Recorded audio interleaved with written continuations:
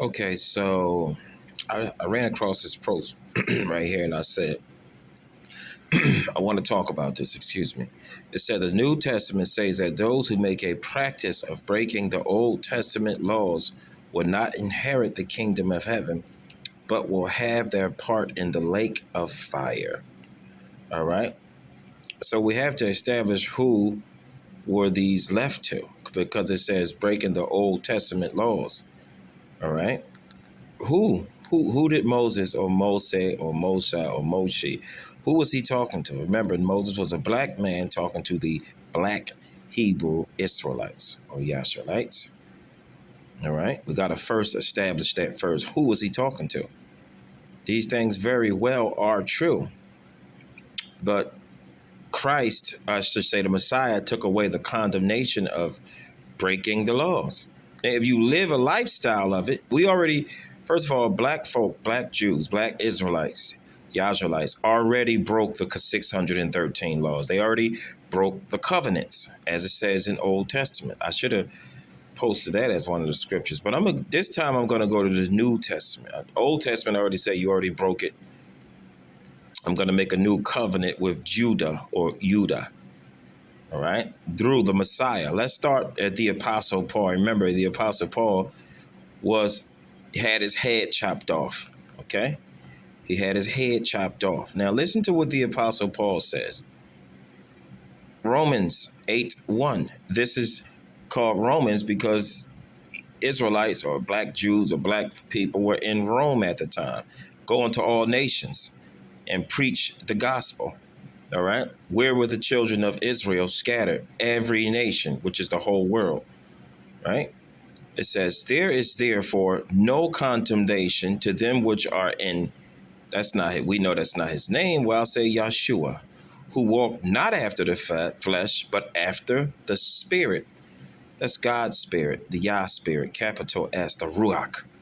For the law of the spirit of life in Yeshua have made me free from the law of sin and death. So what was these laws right here? The laws of sin and death. If you break one of them, you guilty of breaking all of these laws. All right. There's a few scriptures right here. All right. So just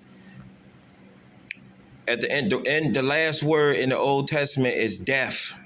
I believe the last word in the New Testament is amen or life, or one of them. All right. For the law of the spirit of life in Yahshua Mashiach have made me free from the law of sin and death. What is the law? Sin and death. It was made to trip you up, to show you how much we are not like the Most High. As the Apostle Paul said, as a schoolmaster until the perfect one should arrive.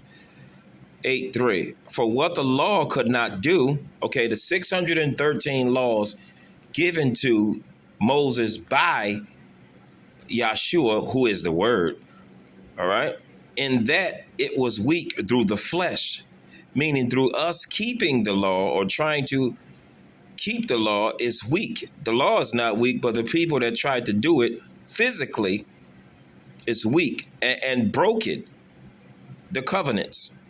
God sending his own son in the likeness of sinful flesh, in the likeness of sinful flesh, and for sin condemn sin in the flesh. Do you get it? Do you understand? The Messiah took away the condemnation of sin when you break the law. Now you can approach the throne of grace boldly. All right? That the righteousness of the law might be fulfilled in us who walk not after the flesh, but after the spirit. All right? The 613 laws of Moses. You can keep them through the spirit. But which law that we do not have to do today? One of the laws, the sacrificial. Sacrificing animals because the Messiah already is sacrificed and shed his blood for his people, as Matthew said, to redeem his people from their sins. All right? Romans 8:4, that the righteousness of the law might be fulfilled in us who walk not after the flesh. But just think about this. The laws of Moses was after the flesh.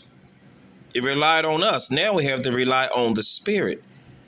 but after the Spirit, who walk not after the flesh. 8:5. For they that are after the flesh do mind the things of the flesh, but they that are after the Spirit, the things of the Spirit. Do you get that? Do you understand? Oh, you broke this law. Oh, you didn't do this. Well, I can approach the throne of grace boldly. For to be carnally minded is death.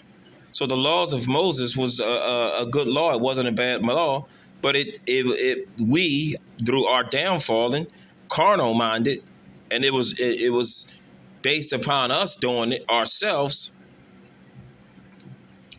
All right, death. To be spiritually minded is peace.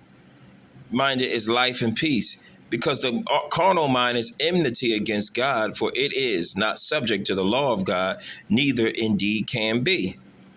Right? So everything is through the Spirit. Now let's go.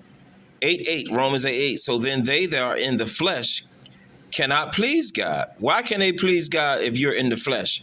Because the Messiah already came and sacrificed and shed his blood for his people. That's the ultimate sacrifice of all the 613 laws. But ye are not in the flesh, but in the Spirit. If so be that the Spirit of God dwell in you. Now, if any man have not the Spirit of Christ, or Yah, he is none of this. All right. And if Christ be in you, the body is dead because of sin, but the Spirit is life because of righteousness. All right. I hope you get an understanding on that. So when it says, this post right here, that the New Testament says that those who make a practice of breaking the Old Testament laws, see, now they use that word practice as opposed to living a lifestyle. That's all you do all day. Will not inherit the kingdom of heaven, but will have that part in the place in the lake of fire. So any Hebrew Israelite out there, let leave your comment if they let this video get any views.